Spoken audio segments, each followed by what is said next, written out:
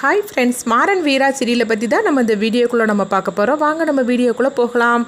வீரா வந்து ஆட்டோ ஓட்டிட்டு வந்துடலாம், ஏன்னா நாளைக்கு பீஸ் கட்டணும் அப்படின்னு சொல்லிட்டு அவங்க கிளம்பும் போது இப்போ வள்ளி வந்து பார்த்துருந்தாங்க. எங்கே வீரா நீ போகிற அப்படிங்கும்போது, ஐயோ வள்ளியம்மா நீங்கள் தூங்கலையா அப்படின்னு சொல்லி கேட்டுட்டு இருக்கும்போது, நான் தூங்குறது இருக்கட்டும், ஃபஸ்ட்டு நீ எங்கே போகிறேன்னு சொல்லு அப்படிங்கும்போது, வள்ளியம்மா நான் ஆட்டோ ஓட்ட தான் போகிறேன் அப்படிங்கிறாங்க.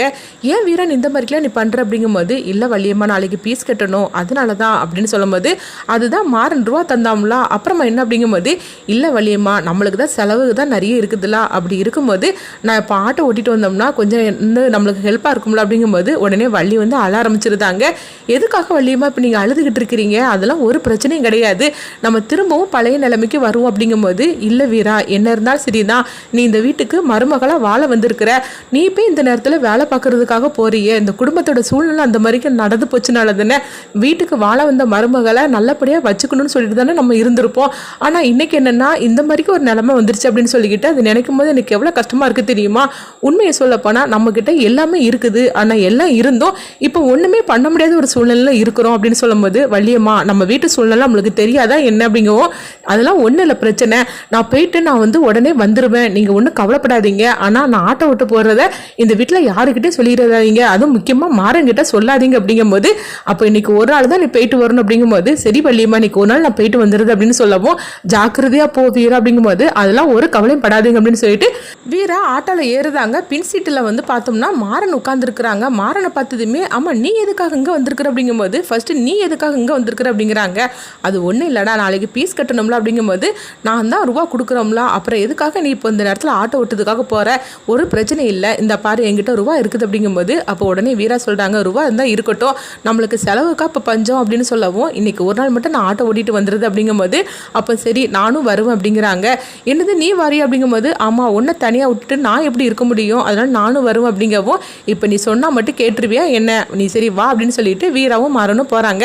அப்போ மாறன் சொல்கிறாங்க, இங்கே பாரு நீ ஆட்டோ ஓட்டி பணத்தை வந்து சேர்த்தாலும் சரி தான், ஆனால் உன்னுடைய பீஸுக்கு வந்து நான் தான் பணம் கொடுப்பேன் அப்படிங்கவும், எதுவாது செய் அப்படின்னு சொல்லிக்கிட்டு வீரா வந்து ஆட்டோ ஓட்டிட்டு வந்துட்டு இருக்கவும், அப்போ ஒருத்தவங்க வந்து பைக்கில் ஜோடியாக போயிட்டு இருக்கிறாங்க.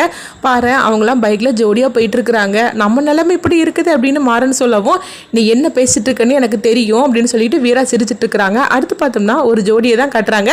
அப்போ வந்து அவங்க ஆட்டோவில் ஏறணும்னு சொல்லிட்டு அவங்க ஏறவும், அப்போ வந்து அந்த லேடி வந்து கன்சீவாக இருக்கிறாங்க போலுக்கு.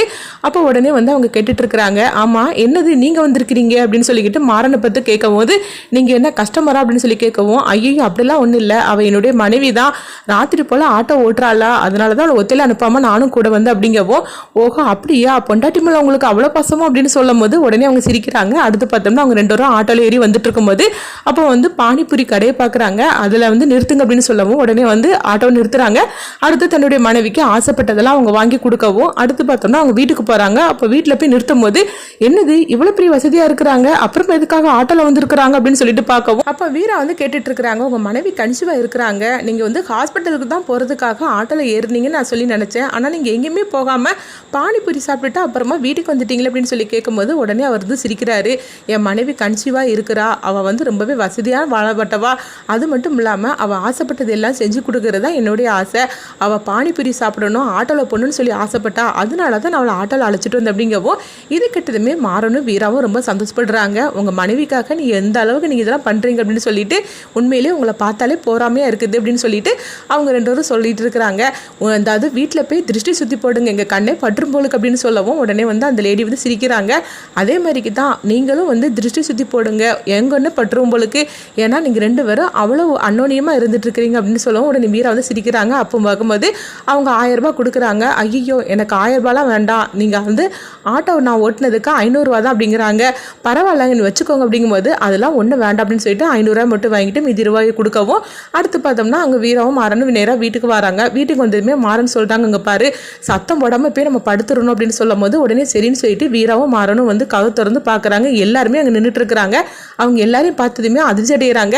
உடனே வந்து கார்த்தி வந்து அவங்க ராகவ் எல்லாரும் கேட்டுட்டு இருக்கிறாங்க, ஆமாம் நீங்கள் 2 பேரும் எங்கே போயிட்டு வரீங்க அப்படிங்கவும், இருக்கவும் தூக்கம் வரல, அதனால தான் அப்படி இங்கே போயிட்டு வரோம் அப்படின்னு சொல்லும்போது எனக்கு தெரியும், சவாரிக்கு தானே போயிட்டு வர வீரா அப்படின்னு சொல்லி கேட்டுட்டு இருக்கவும் உடனே வந்து வீரா சொல்கிறாங்க அதெல்லாம் ஒன்றும் இல்லை அப்படின்னு சொல்லிட்டு இருக்கும்போது இங்கே பாரு இந்த குடும்பத்தோட பிரச்சனைக்காக இந்த மாதிரிலாம் நீ போகலாமா அப்படின்னு சொல்லிட்டு இருக்கும்போது அதெல்லாம் ஒன்றும் இல்லை, எனக்கு வந்து ஒரு பிரச்சனையும் இல்லை, என் கூட மாறன் வந்தா அப்படின்னு சொல்லிட்டு இருக்கவும் அடுத்ததாக பார்த்தோம்னா வந்து அவங்க மாறன் வந்து சொல்லிட்டு இருக்கிறாங்க நீங்கள் எதுக்காக கவலைப்பட்டுட்டு இருக்கிறீங்க, கூடி சீக்கிரமே நம்மளுடைய கவலைகள் எல்லாம் தீரந்தான் போகுது அப்படின்னு சொல்லிட்டு இருக்கவும் அடுத்ததாக பார்த்தோம்னா ராமச்சந்திரன் வந்து படுக்கிறதுக்காக வெளியே போகும்போது உடனே வந்து வள்ளி கேட்டுட்டு இருக்கிறாங்க என்னன்னா எங்கே போகிற அப்படிங்கும்போது இல்லை உள்ள வந்து ஒரே புழுக்கமாக இருக்குது, அதனால தான் நான் வெளியே போய் படுக்க போகிறேன் அப்படிங்குவோம்.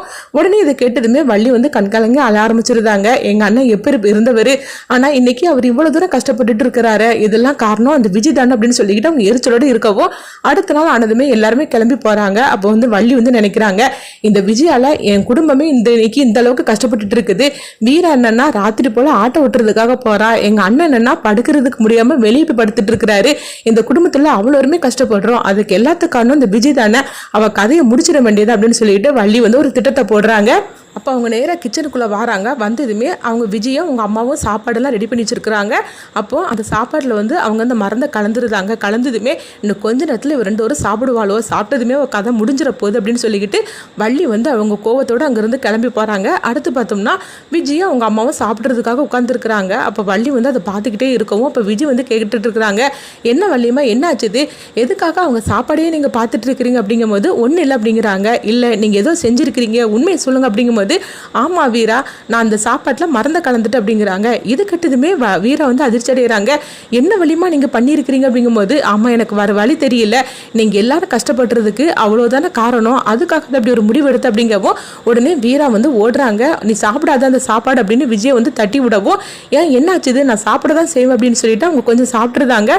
அந்த சாப்பாட்டில் இந்த மாதிரிக்கு மருந்து கலந்துருக்கு அப்படிங்கிறாங்க. இது கட்டதுமே ஓஹோ இப்படிலாம் நீ சொன்னேன்னா நம்பிடுவேன் அர்த்தமா, என்னை பயமுறுத்ததுக்காக இந்த மாதிரிலாம் சொல்லிட்டு இருக்கிறியா அப்படின்னு கேட்கவும் உடனே பார்த்தோம்னா விஜயோட அம்மா வந்து அதை ஸ்மெல் பண்ணி பார்க்குறாங்க. ஆமாடி அவ சொல்றது உண்மைதான், இதுல ஏதோ கலந்துருக்கு அப்படிங்கிறாங்க. இது கிட்டதுமே விஜய் வந்து அங்க தலைதிரிக்க ஓடுறாங்க. ஓடி போய் அவங்க வாமிட் பண்ணிட்டு இருக்கவோ அப்போ வள்ளி வராங்க. எதுக்கு வீரன் இந்த மாதிரி அவகிட்ட போய் உண்மையை சொல்லி தடுத்து நிறுத்தின அப்படிங்கும்போது என்ன வள்ளியம்மா நீங்க இப்படிலாம் பேசிட்டு இருக்கிறீங்க, அவளுக்கு மட்டும் ஏதாவது நடந்துச்சுன்னா உங்களுடைய நிலைமை என்ன ஆகும்னு சொல்லி நீங்க கொஞ்சமாவது யோசனை பண்ணி பார்த்தீங்களா, உங்களுக்கு ஏதாவது நடந்துச்சுன்னா இந்த குடும்பம் என்ன ஆகும்னு சொல்லி நினைச்சு பார்த்தீங்களா, மாமா தாங்குவாரா இல்லைன்னா நாங்க தான் தாங்கிட்டு நிற்போம், உங்களுக்கு ஏதாவது ஆச்சுன்னு அப்படின்னு சொல்லவும் உடனே இது கேட்டதுமே வள்ளி சொல்லிட்டாங்க என் ஒருத்தியால் இந்த குடும்பமே வந்து சந்தோஷமா இருக்கணும்னா ஒன்றும் பிரச்சனை கிடையாது, அதனால தான் இந்த முடிவு எடுத்த, நீ எதுக்காக அவள் சாப்பாடை போய் நீ சாப்பிட விடாம தடுத்து நிறுத்தின அப்படின்னு சொல்லி கேட்டுட்டு இருக்கோம். உடனே விஜயும் உங்க அம்மாவும் ஓடோடி வராங்க. உங்களுக்கு எவ்வளோ தைரியம் இருந்தால் இந்த மாதிரி நீ பண்ணியிருப்ப அப்படின்னு சொல்லிட்டு வள்ளிட்ட வந்து சண்டை போட்டுட்டு இருக்கவும் ஆமாண்டி அப்படிதான் நான் பண்ணுவேன், என் குடும்பத்தை இன்னைக்கு இந்த அளவுக்கு நீ கஷ்டப்படுத்திட்டு இருக்கேல்ல, அதனால தான் நான் ஒரு முடிவு கட்டி உங்க 2 பேருக்கும் முடிவு கட்டணும்னு சொல்லி நான் வந்து எடுத்துட்டேன் முடிவு அப்படிங்கிறாங்க. இது கிட்டதுமே விஜயோட அம்மா அதிர்ச்சி அடைகிறாங்க. ஐயோ விஜய் என்ன விஜய் இன்னைக்கு வந்து இவ வந்து நம்மளை காப்பாத்திட்டா, ஆனா என்னைக்கு இது நடக்குமா என்ன, இந்த வள்ளி இந்த அளவுக்கு துணிஞ்சிட்டால, எனக்கு இந்த வீட்டில் இருக்கிறதுக்கு பயமா இருக்கு அப்படிங்கும்போது அப்ப விஜய் சொல்றாங்க உன்னை வந்து நான் என்ன பண்றேன் பாரு அப்படிங்கவும் உடனே வீரா வந்து தடுக்கிறாங்க. அங்க பாரு நான் தான் வந்து உன்னை வந்து சாப்பிட விடாம பண்ணிட்டோம்ல, அப்புறமா எதுக்காக இந்த மாதிரிலாம் பேசிட்டு இருக்கிற அப்படிங்கவும் இன்னைக்கு வேணா நீ வந்து என்னை காப்பாத்திருக்கலாம், ஆனா என்னைக்கு நீ எந்த காப்பாத்துவியா என்ன, அது மட்டும் இல்லாம இவங்க இப்படிலாம் ஒரு முடிவு எடுத்துட்டாங்க, இதுக்கு மேல நான் எப்படி இந்த வீட்டில் இருக்க முடியும் அப்படிங்கவும் நீ இந்த வீட்டில் இருக்காத, இந்த வீட்டில் இருந்து நீ போயிரு அப்படிங்கும்போது உன்னை நான் என்ன பண்றேன் பாரு அப்படின்னு விஜய் வந்து வள்ளிக்கிட்ட சொல்லும் போது உன்னால முடிஞ்சதை என்னனாலும் செஞ்சுக்கோ அப்படிங்கிறாங்க. அடுத்து பார்த்தோம்னா வீராவும் மாறனும் சேர்ந்துட்டு விஜய்க்கு ஒரு முடிவு கட்டணும்னு சொல்லி அடுத்து அவங்க என்ன பண்ண போறாங்க அப்படின்னு சொல்லி நம்மளை வெயிட் பண்ணி பார்க்கலாம்.